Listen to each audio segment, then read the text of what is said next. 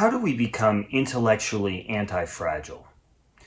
I was recently watching the Tim Ferriss interview of Jonathan Haidt, in which they were discussing the importance of developing intellectual anti-fragility. What is intellectual anti-fragility? Well, the concept of anti-fragile comes from Nassim Taleb, which basically means that something where when you stress it, it becomes stronger as opposed to weaker or as opposed to just staying the same.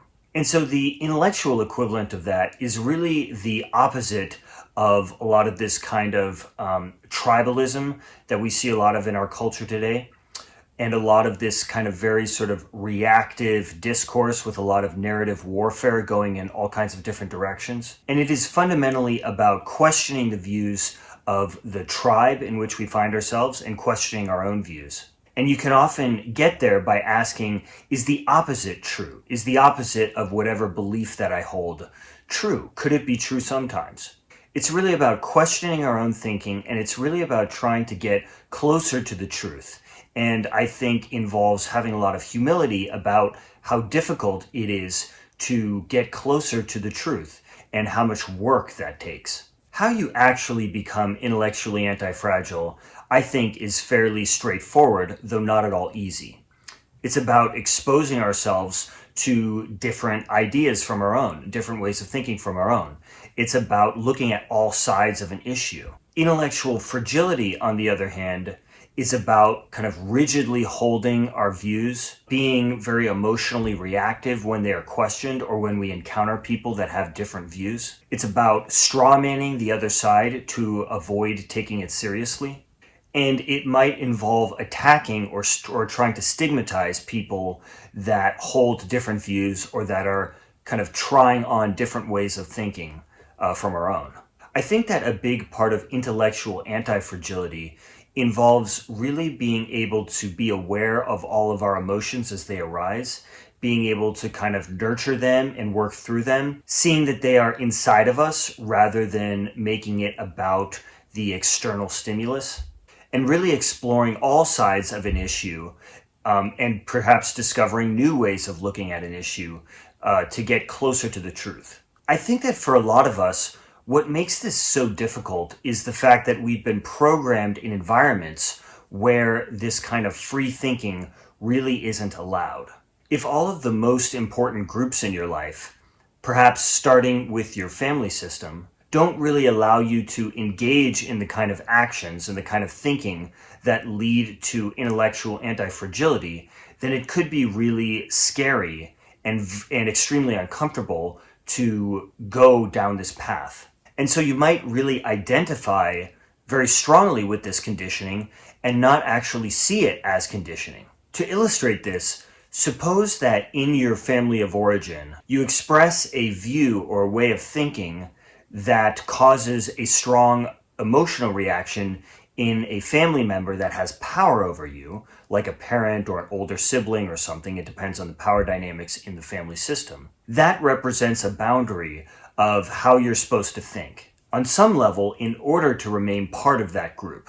And so it's very, very scary, even dangerous, particularly if you're a kid. It's very dangerous if you're a kid to actually go against that in any way, which means that there's a huge perception of threat associated with doing the kinds of things that lead to this kind of intellectual development. And the unfortunate thing about this is that we can't really figure out what we believe.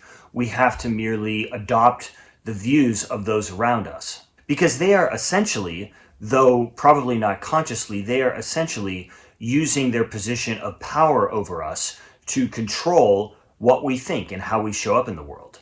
And so just as a quick reality check here, if somebody has these kinds of strong emotional reactions to views and ways of thinking that are different than their own, then they are being tribalistic. And so they might deny it and they might say, no, I'm not tribalistic. But if they do this, then they are.